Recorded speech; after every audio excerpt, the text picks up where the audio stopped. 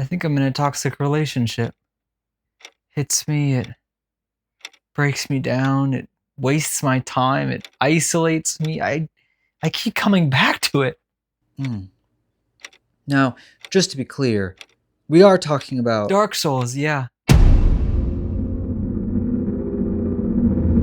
There are moments in Dark Souls that feel genuinely magical. The level design can be incredible. You're grinding through a labyrinth for hours, constantly dying, slowly clawing your way forward, and then a ladder, a door, a shortcut back to where you started, but now everything connects.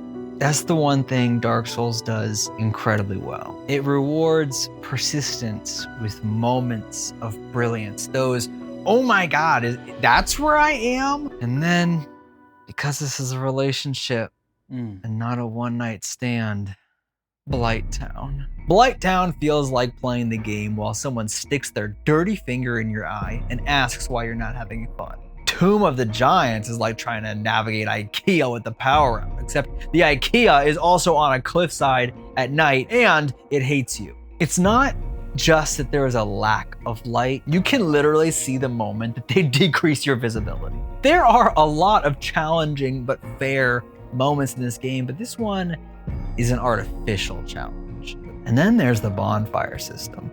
Bonfires in Dark Souls 1 are crucial. They're not just checkpoints, they're life support.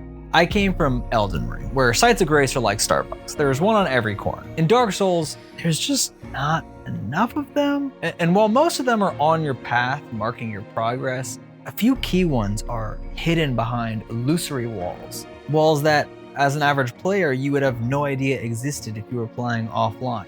And here's the thing, I like illusory walls for secret items and treasure, but don't gate a checkpoint behind a random piece of geometry. That's not mysterious, that's bad user experience. If it's going to be illusory, trick me into finding that out naturally, rather than expecting me to hit every wall I come across with a stick. Have you ever thought that maybe it's because you're stupid? And with so few bonfires, now we get to the runbacks. Multiple minutes of fighting through respawning enemies just to get back to the boss who whooped you in the first place. Challenge is great, but making me commute to my death? Sinful. And you don't think modern Souls games haven't had an impact on how you think about this 14-year-old game? And would you say that's the same for the bosses? Are you crazy? The bosses slap. Asylum Demon was a perfect introduction. You get absolutely dumpstered the first time you face him. Then you get a taste of power, you come back later, and you beat him to a pulp. It's such a smart and satisfying way to teach the core loop of the game. My other personal favorites were Sif, Gaping Dragon, and Artorias. Peak FromSoft boss fight energy. That whole DLC is worth the pain. But then there's the Moonlight Butterfly and the Beta Chaos, which feels like a bad Zelda boss. It's a fitting name though, Beta Chaos, because it's a mess. And then of course there's This Is a Safe Space. You can say their names. Ornstein and Smoke.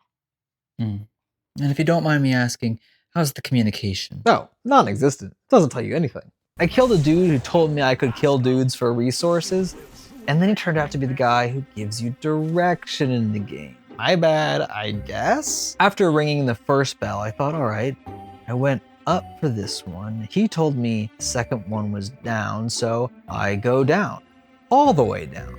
Through the catacombs, through the worst kind of enemies, all the way to the Tomb of the Giants. Yes, I actually made it there before thinking, maybe this isn't right. Turns out I was supposed to go back across the bridge from the first bell and go through a tiny door because an item description in my inventory told me so.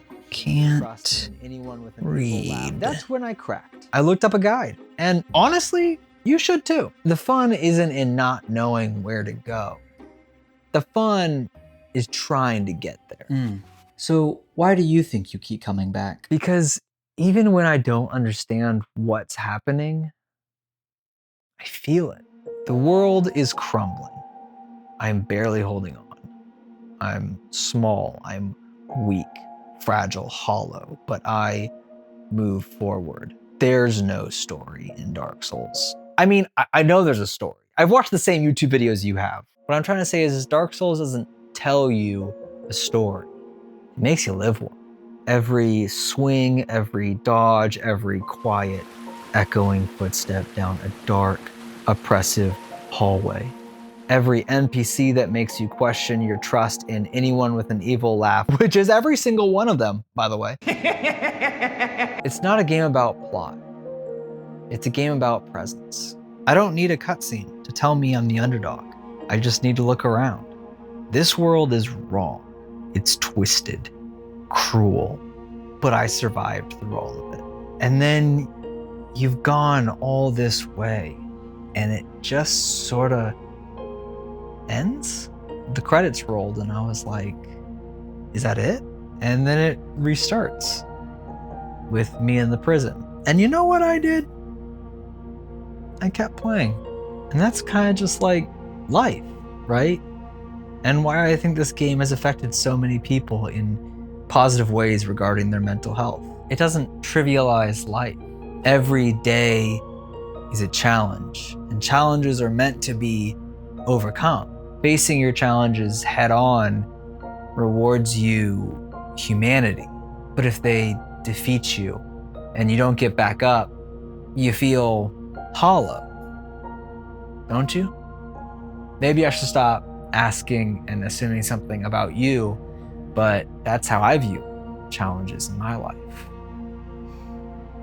It sounds like maybe you're done. Free, even. Oh, no, I bought them all. What's that? I'm gonna play every single one of them. Are you kidding me? They're the best.